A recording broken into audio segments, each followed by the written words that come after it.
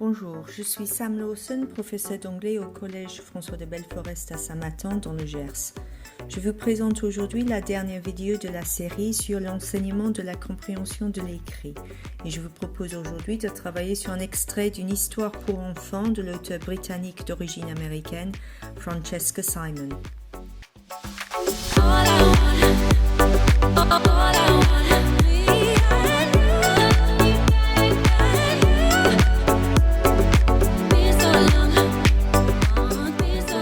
Sommaire du contenu de cette vidéo. Je commencerai par vous présenter le support, le contexte dans lequel on peut l'utiliser et les objectifs. Le travail est ensuite organisé en 3 grandes parties. Commençons par l'explicite pour peu à peu intégrer la compréhension de l'implicite. Pour cela, nous étudierons avec les élèves la situation d'énonciation, ensuite les relations familiales et enfin nous verrons comment initier les élèves aux procédés littéraires. Commençons donc par la présentation du document, le contexte de son exploitation possible et les objectifs. Le document est un extrait de l'histoire Horrid Henry Eats a Vegetable, elle-même tirée du tome intitulé Horrid Henry's Underpants de Francesca Simon. Vous pouvez télécharger le lien sous la vidéo ou flasher le QR code qui apparaît à l'écran. Le texte correspond au niveau A1 ou A1+, et peut être travaillé avec une classe en fin de 6e ou début de 5e. Je vous encourage à anticiper ce travail en étudiant par exemple la couverture ou une des illustrations du livre.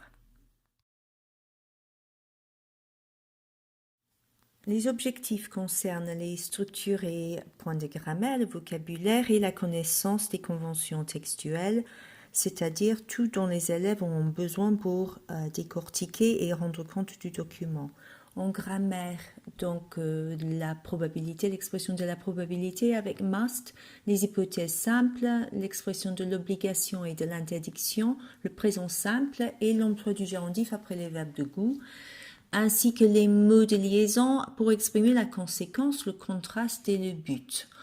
En lexique, en vocabulaire, donc la nourriture et le régime, le comportement, les adverbes de fréquence, des verbes introducteurs, notamment avec des onomatopées, des noms formés avec un verbe plus la terminaison ER et les adjectifs formés avec un nom plus Y. Pour les conventions textuelles, on étudiera le paratexte, la ponctuation du dialogue et l'emploi des points d'exclamation et des italiques. Nous commençons donc par la situation d'énonciation, la mise en œuvre de la compréhension, surtout l'explicite et avec quelques éléments de la compréhension de l'implicite. Pour commencer le travail sur les types de documents, demandez aux élèves d'observer la mise en page et les différents types de caractères. Using the different types of print you can see, say what you can guess about the document. Les élèves vont pouvoir dire at the top there is a title in big black capital letters, Horrid Henry Eats a Vegetable. Vous pouvez apporter le vocabulaire, yes, it's in heavy print.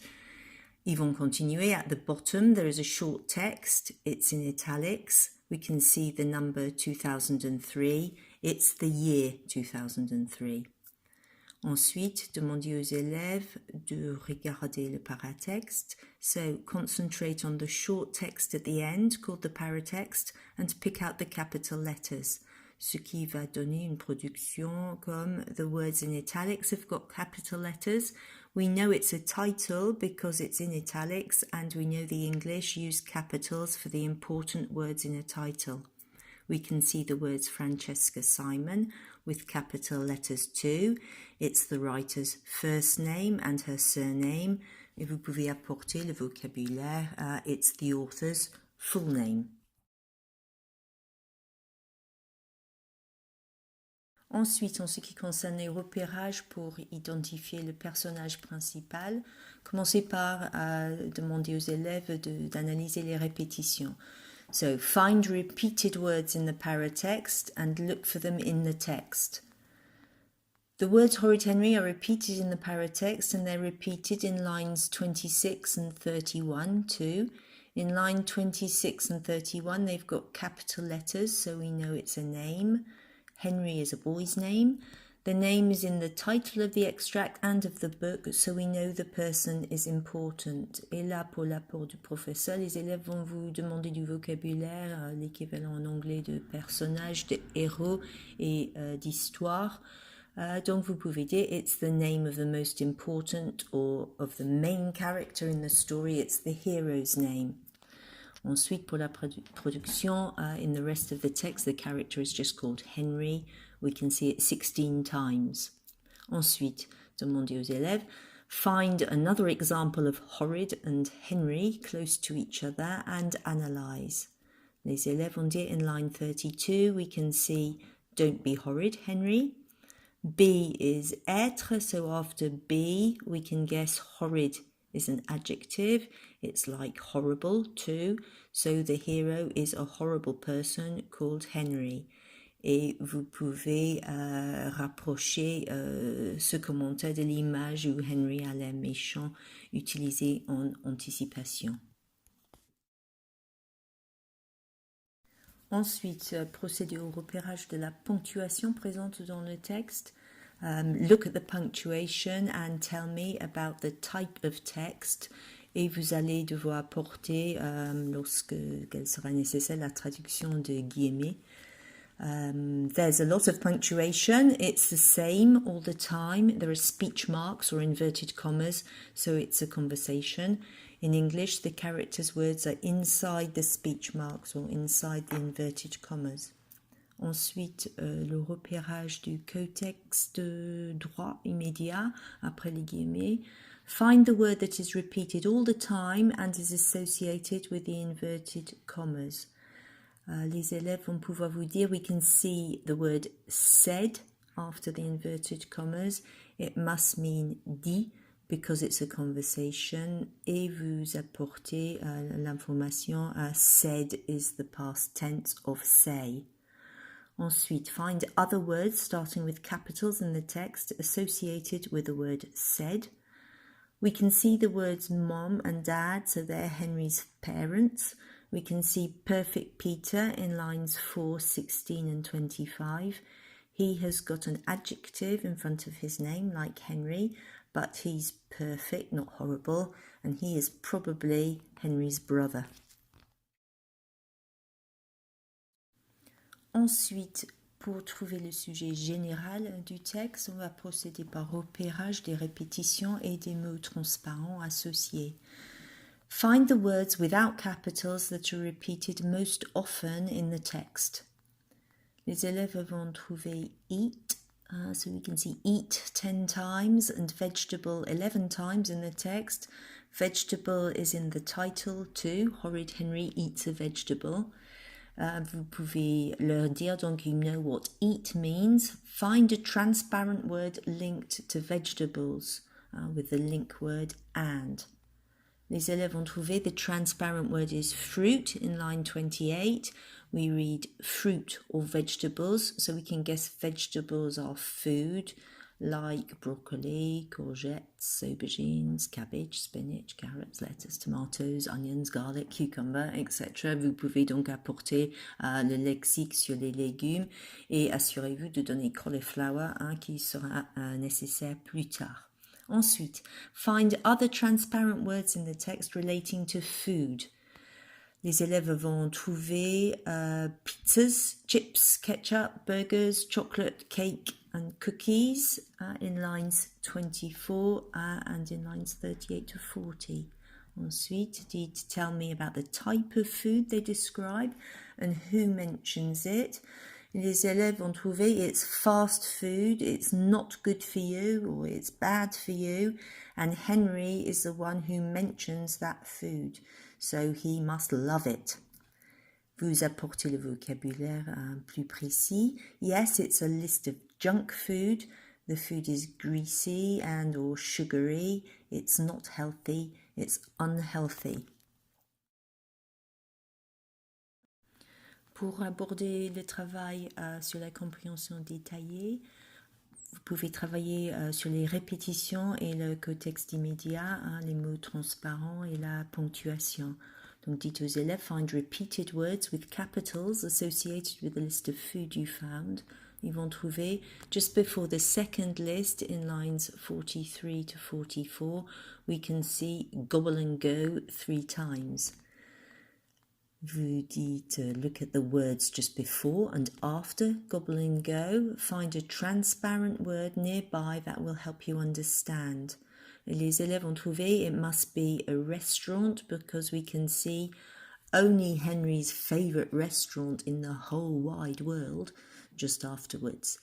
Just before gobble and go in line 40, we can see to. It's a preposition and we use prepositions in front of place names too. Pour l'apport du professeur, vous allez expliquer que gobble means eat very fast et les élèves vont pouvoir l'utiliser pour dire so in the restaurant you eat very fast and you leave, so gobble and go is a fast food restaurant. Ensuite, demandez aux élèves de repérer la ponctuation, so find the repeated punctuation marks near gobble and go and say what they show. Ils vont dire, we can see lots of exclamation marks. They show strong feelings. Henry is very happy or excited when he thinks about his favourite restaurant and the food there. Et vous pouvez apporter le mot enthusiastic. Yes, he's very enthusiastic about the restaurant. On continue avec la compréhension détaillée, avec les repérages des mots qui apparaissent juste avant gobble and go. So find the words that are just in front of the food at gobble and go and say what they show you. So there's jumbo in front of burgers, huge in front of pizzas, lakes in front of ketchup, and 52 in front of ice creams. 52 is a lot of different ice creams for one restaurant. Jumbo was a very big elephant, ils vont pouvoir vous dire. Et vous apportez donc le vocabulaire plus précis. Yes, jumbo and huge mean very big or enormous or gigantic. The portions at Gobble and Go are very copious. Les élèves vont pouvoir préciser there's a lot of food and the portions are all huge. Henry is very enthusiastic and I think he's exaggerating. The food is junk food and is very unhealthy and there's a lot of sugar and fat or grease. It's sugary and fatty or greasy food. Vous allez apporter donc les noms et les adjectifs. Ensuite, vous leur demandez de résumer ce qui a été dit. So let's recap about what the text is about. It's about horrid Henry and the unhealthy food he loves. Vous encouragez l'emploi du gérondif après hate, like, enjoy, can't stand, etc. Ce qui va donner des productions comme he hates eating vegetables, he can't stand eating healthy food, or he only enjoys eating junk food. Ensuite, pour aider les élèves à repérer les personnages additionnels ou secondaires, mais aussi pour les aider à trouver où la scène se passe et quand, vous pouvez commencer par repérer les mots débutant par une majuscule. So say what other words with capitals you can see that don't follow said and pick out information about who says them. Ce qui va donner, we can see Ralph, Graham and Toad. Their names too, but they are not after said. They are in inverted commas, so they aren't talking and they aren't present. Ralph and Graham are boys' names. Henry says them, so maybe they are Henry's friends. Après, demandez aux élèves de se pencher sur les mots transparents et les mots qu'ils connaissent déjà. Find transparent words and words you know near their names to tell me about what they eat or to tell me about their diet, and find words in special print associated with them and explain. Les élèves ont trouvé la ligne 9 et la ligne 10 et ils vont trouver le mot his et le mot never en italique. So we can see his and never in italics because they are important. Et l'apport du professeur à ce moment-là, ça peut être l'insistance de Henry. So yes, Henry insists on them. Listen and say why. Et là, vous pouvez lire les lignes 9 et 10 à haute voix. Ce qui va donner Ralph has pizza and fries every night at his house. Graham never has to eat vegetables. Et les élèves vont pouvoir ensuite dire Henry insists because his friends can eat unhealthy food. At Ralph's house, Ralph eats unhealthy food and Graham's parents never give him vegetables. It's different for them. Their parents are cool. Ensuite, pour qu'il trouve l'endroit et l'heure des événements du document. Thanks to what you found, deduce where Henry and his family are and when the scene takes place. Ce qui va donner des productions à l'oral comme The conversation is about food and Henry says it's different at Ralph's house, so we know Henry is comparing meal times at his house and at Ralph's house. All the family are together, so it must be in the evening or at the weekend. It is dinner time, and so they must be in the kitchen or in the dining room. On est arrivé à la fin du travail sur la situation d'énonciation et donc on va procéder ensuite à la trace écrite et reprendre tous les points qui ont été évoqués à l'oral avec les élèves. Donc, the text is an extract from a story called Horrid Henry Eats a Vegetable by the author Francesca Simon. The book of stories is called Horrid Henry's Underpants and it dates back to 2003. The main character in the stories is Henry. We can see a lot of speech marks or inverted commas, so the text must be a conversation. Ou bien, we know this extract is a conversation because there are speech marks or inverted commas. There is Henry's father, dad, his mother, mum, and perfect Peter. He is probably Henry's little brother, or he must be Henry's little brother. Henry also mentions Ralph and Graham, but they aren't present. They must be Henry's friends. Henry's parents, Peter and Henry himself, are talking about food. The conversation must take place at dinner time in the kitchen or in the dining room at Henry's house. The conversation is about horrid Henry's horribly unhealthy eating habits. Henry likes unhealthy food or junk food like his friends and unlike Peter. He doesn't enjoy eating vegetables, but Peter does. Henry likes eating unhealthy food and he hates having vegetables with his meals. He can't stand or he can't bear eating vegetables. He's keen on eating junk food or he's fond of eating junk food. La PRL va donc porter sur l'expression du couple gérondif à bien différencier du présent continu et faites noter la présence de l'auxiliaire au présent continu. Mais bien sûr l'absence pour l'emploi du gérondif. Et ensuite, sur l'expression de la probabilité avec le modal must plus la base verbale. Le travail lexical va porter sur les adjectifs qui sont formés à partir d'un nom plus la terminaison y. Vous allez noter le nouveau vocabulaire et rappeler le vocabulaire de la description physique ou de la météo par exemple et travailler sur la terminaison y comme marque de l'adjectif. Donc les exemples fat qui donnent fatty, grease, greasy, health, healthy and unhealthy.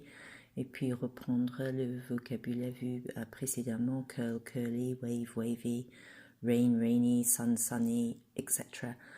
Et rappeler la règle d'orthographe pour le doublement de la consonne. Ensuite, on va commencer la deuxième partie de l'étude, le travail surtout sur l'implicite, en étudiant les relations familiales dépeintes dans le texte. On va commencer par le travail sur les rôles individuels des personnages et les repérages des mots avec majuscules et l'analyse du contexte. What are the words that you found with a capital haven't we analysed? Look at the names that follow and tell me who is speaking. Les élèves ont déjà repéré Toad en ligne 26 et 27. Donc, toad in lines 26 and 27. Henry says it, then Peter repeats it. Use the pronouns in each line to tell me who Henry and then Peter are talking to. Donc là, vous demandez aux élèves d'analyser le contexte. Henry says you're, so he's talking to Peter. And Peter says Henry and not you, so he isn't talking to Henry. He's talking to his parents. Just afterwards, Dad tells Henry not to be horrid, so we can guess Toad is not nice. Et là, vous allez apporter du vocabulaire, hein, comme à chaque fois. Yes, Peter tells his parents that Henry called him Toad. A toad is an animal like a frog. Les élèves vont comprendre. Yes, so it's an insult. Henry insults Peter, and so Peter tells his parents Peter is too good, he's too perfect. That's why Henry insults him. Vous pouvez apporter donc le vocabulaire plus précis. Yes, Peter is a telltale, donc le terme utilisé en Grande-Bretagne. A tattletale, qui est plutôt américain. Or a snitch. We call someone who always wants to be perfect a goody-goody or a goody-two-shoes. Après, vous demandez aux élèves de trouver la confirmation de ce qu'ils ont trouvé. Confirm your analysis with the repeated adjectives associated with Henry and Peter. Peter is perfect, he is always good. Henry is horrid because he insults his brother and he doesn't eat his food. Et là encore, vous allez pouvoir enrichir le lexique. Peter is good, he is well behaved, polite and obedient. And Henry is badly behaved, he's naughty, rude and disobedient. Donc le travail sur l'insulte Toad va nous permettre d'aborder les rôles individuels et les relations au sein de la famille. Donc un exemple de trace écrite. There's a good child and a bad child. It's like in lots of families. There's a contrast between the two sons or between the two children. There's a positive adjective in front of Peter and a negative one in front of Henry. The adjectives show the parent's opinion. Peter is perfect because he is always well behaved, polite, and he obeys his parents, whereas Henry is horrid or horrible because he is always naughty, rude, and disobedient. Henry's parents are often cross or are often angry with him, but Henry seldom listens to them, or Henry hardly ever listens to them. He rarely obeys them. Peter never gets into trouble, so he's perfect, but Henry always does. That's why he's horrid. Peter always obeys his parents. Peter is obedient. Peter is so good that he gets on Henry's nerves, also because he's a telltale. That's why Henry calls him Toad. Contrary to Henry, Peter is always well-behaved and obedient. He's a goody-goody. Unlike Peter, Henry is sometimes very rude to his parents. Donc la PRL, vous aurez compris, vous pouvez travailler l'expression du contraste et faire analyser les expressions utilisées. Donc unlike, contrary to, plus un groupe nominal, while et whereas, plus une proposition. On travaille aussi les adverbes de fréquence, donc ça va permettre de les revoir. Always, sometimes, never, hardly ever, rarely and seldom. Et aussi l'expression de la conséquence avec that's why et so plus un adjectif plus une proposition. Ce texte se prête aisément à l'étude de la tonalité du discours puisqu'il y a beaucoup de verbes introducteurs. Donc, on peut demander aux élèves de repérer les autres verbes introducteurs dans le texte, à part said, qu'on a déjà repéré et analysé. Donc, find words in the same position as said, after the speech marks and before a name. Il y en a beaucoup, donc les élèves ont trouvé moaned, line 1, wailed, line 30, croaked, line 31, snapped, line 32, et ils vont pouvoir déduire que ce sont des verbes comme said. They must be verbs too. They've got a D at the end, like said, so it's the past tense. Using what you know about the word toad, Say what horrid Henry does here. Les élèves vont trouver, he says ribbit, ribbit, because he's imitating a toad, et ce qui va nous emmener à un travail sur les onomatopées. Vous pouvez dire, yes, it's an onomatopoeia. Identifying animals by the sounds they make is one of the first things all children learn to do in their own language. So animal sounds demonstrate the idea of onomatopoeia very well. Et vous pouvez donner les exemples qui apparaissent dans le tableau.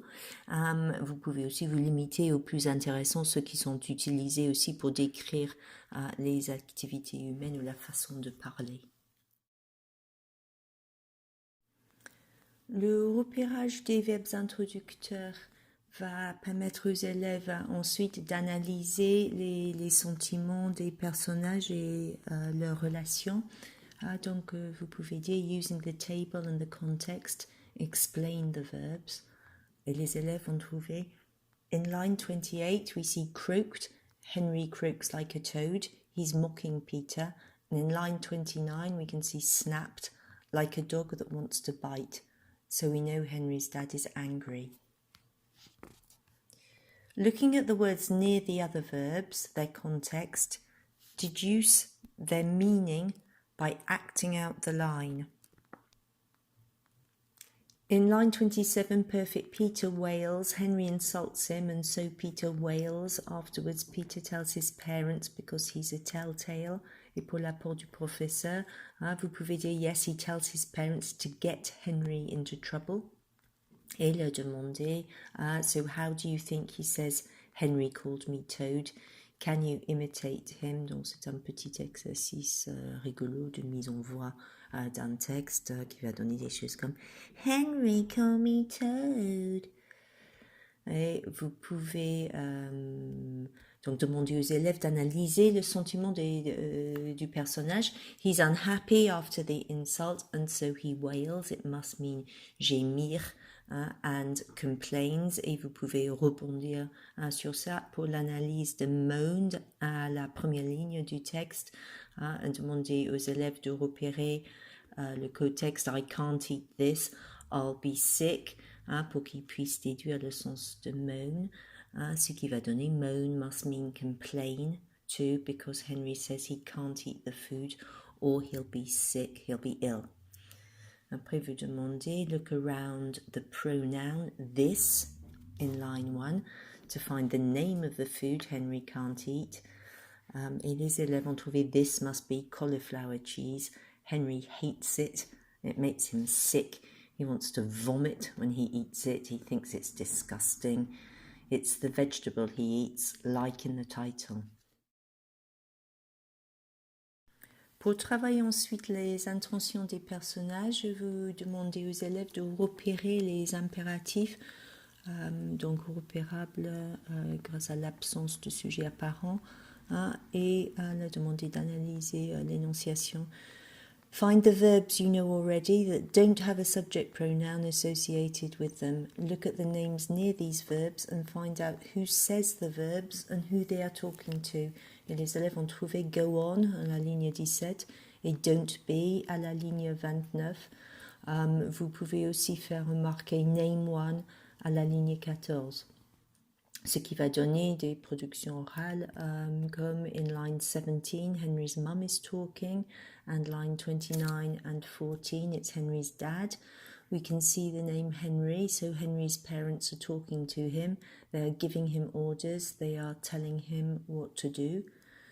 Après, vous demandez aux élèves de repérer une répétition à la fin du texte. Find another repetition at the end of the text. What is the effect rendered by too much repetition? Et ils vont trouver à la ligne 32, nag, nag, nag. If there were prizes for best naggers, mum and dad would win every time. Et les élèves vont dire, Henry says his parents are very good naggers. He repeats the word 4 times. He's exasperated, avec un apport du professeur évidemment, with them and their attitude. Après, demander, thinking about what we said about the verbs before, deduce what Henry means. Ce qui va donner, Henry's parents always say he must do this, he has to do that, they tell him what to do, they always tell him off, they nag him because he's naughty, they never leave Henry alone. Et les élèves vont vous demander le vocabulaire et vous introduisez to tell someone what to do, to tell someone off, etc. Donc, ce mot nag va introduire un travail sur les noms formés à partir d'un verbe plus la terminaison ER, donc le travail lexical. Et l'apport du professeur vous expliquer que ces noms sont formés à partir d'un verbe et la terminaison et sont utilisés très souvent pour désigner une personne qui fait l'action décrite par le verbe. Et donc, des exemples apparaissent dans le tableau. Vous pouvez aussi expliquer les objets, c'est un objet qui fait l'action, donc cooker, lighter, heater, qui apparaissent à la fin du tableau. Et rappelez aussi la même règle d'orthographe pour le doublement de la consonne que pour les adjectifs en Y qu'on a déjà étudié. Pour résumer le travail sur la tonalité et les intentions, une petite trace écrite. Henry's father says Henry has got to eat more vegetables. He's got to eat healthy food. He must eat his vegetables. His dad says Henry mustn't be horrid to his brother. He must be kind to his brother. He must be obedient. He mustn't disobey or be naughty. Henry's parents tell him what to do and tell him off all the time too. They nag Henry. That's why he says they are champion naggers. Et la PRL, donc une première partie sur l'expression d'obligation avec le modal must plus la base verbale. Et aussi have got to ou have to plus la base verbale. Et ensuite, un travail est possible sur l'expression de l'interdiction avec mustn't plus la base verbale. On peut ensuite revenir sur le nom du restaurant préféré de Henry pour faire un travail grammatical sur les hypothèses.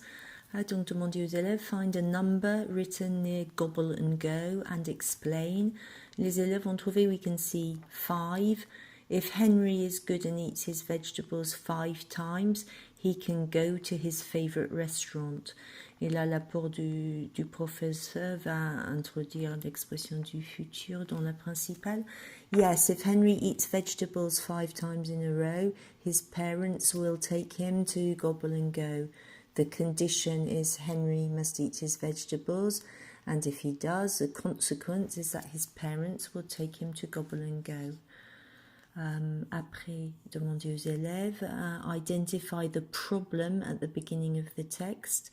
Donc, on va revenir sur la phrase avec cauliflower cheese. Henry says if he eats a vegetable, he will be sick. He says if he eats cauliflower cheese, he will be ill. Et après, vous pouvez donner le début des phrases pour travailler cette structure. Donc, make sentences to explain the consequences. If Peter doesn't stop being such a goody-goody or doesn't stop being such a goody two-shoes, Henry... Et vous demandez aux élèves de compléter. If Peter doesn't keep quiet, Henry. If Henry is horrid to Peter, their father. If Henry doesn't eat vegetables, if Henry doesn't eat his vegetables at home, his parents. Et donc les élèves ont utilisé l'expression du futur will pour la conséquence dans la principale. Tout ce travail va donner une trace écrite sur les relations familiales. Donc, Henry has to eat vegetables for 5 meals, then he can go to Gobble and Go. His parents have to, or are forced to bribe him. They promise to take him to his favourite restaurant if he eats his vegetables. Henry is so naughty and disobedient that his parents have to bribe him. They say if Henry doesn't eat his vegetables at home, they won't take him to Gobble and Go. If Peter doesn't stop being such a goody-goody, a goody two-shoes, Henry will go mad. If Peter doesn't keep quiet, Henry will be horrid to him. If Henry is horrid to Peter, their father will get angry with Henry. If Henry doesn't eat vegetables, he won't be healthy and his parents won't take him to his favorite restaurant. Et donc la PRL va porter sur l'expression de l'obligation déjà travaillée, hein, donc la reprise de have to, hein, et le travail sur be forced to, et ensuite sur les hypothèses simples que vous aurez travaillé à l'oral, bien sûr avant, avec les débuts de phrases, donc if plus la condition et puis la conséquence avec l'expression du futur en will plus la base verbale. Donc pour la troisième et la dernière partie du travail sur ce texte, on peut initier les élèves à la reconnaissance et l'analyse de quelques procédés littéraires. On va pouvoir commencer avec un travail sur l'allitération à partir de la répétition des lettres et ça va nous amener à une analyse du but de l'auteur. Donc, think about the adjectives that describe Henry and Peter, donc horrid Henry and perfect Peter. Notice the capital letters in the name, et les élèves vont dire they are repeated, et vous allez apporter le vocabulaire, yes, it's called alliteration. Après, vous leur demandez de décrire l'effet de cette allitération. Describe the effect. If I call you Clever Clarice, Energetic Erwan, or you call me Smiley Sam, or Loopy Lawson, etc. Pour aider les élèves à trouver, it describes us or our personality. It's a nickname, it's funny. The alliteration is funny. Et donc ensuite, using what we've said about the text, think about Francesca Simon, what she does and what she wants. Et les élèves vont pouvoir expliquer. The author uses funny names with alliteration to make us laugh. She shows us a naughty brother and a well-behaved brother and the parents' reactions. It's a typical family. It's like in our families. Et vous pouvez apporter, yes, we recognize the situation and we identify with the characters. Et aussi, les élèves peuvent dire des choses comme we want to read other horrid Henry stories, especially the one about his underpants, because it must be very funny, pour revenir à l'illustration utilisée en anticipation. Donc la tracée écrite, une courte tracée écrite pour résumer les procédés littéraires analysés brièvement. In this extract, Francesca Simon, the author, shows us a typical family conversation so that we recognize the situation and identify with the characters. She uses humor to make us laugh and to make us want to read other horrid Henry stories. Et la PRL va porter sur l'expression du but, donc avec l'emploi de so that et l'emploi de l'infinitif pour exprimer le but. Pour résumer le déroulé du travail sur Horrid Henry de Francesca Simon, je vous ai présenté le document et expliqué le contexte et les objectifs. Ensuite, en 3 parties, j'ai abordé la compréhension de l'explicite en étudiant la situation d'énonciation. Ensuite, plutôt l'implicite avec l'étude des relations familiales. Et enfin, j'ai proposé une petite initiation aux procédés littéraires. Pour les apprentissages transférables, donc ce sont des choses que les élèves vont pouvoir réutiliser, remettre en place dès qu'ils sont confrontés à un nouveau texte.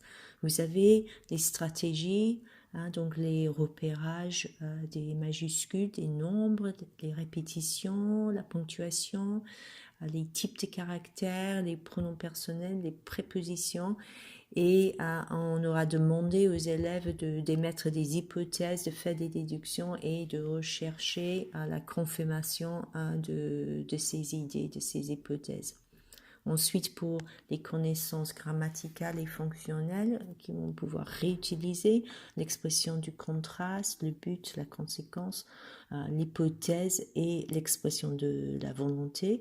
Et enfin, en lexique, on aura travaillé sur les adjectifs avec la terminaison y et les personnes et les objets, donc les noms avec l'ajout de la terminaison er au verbe. J'espère que ces diaporamas vous ont été utiles. I wish you all the best for the future. Goodbye.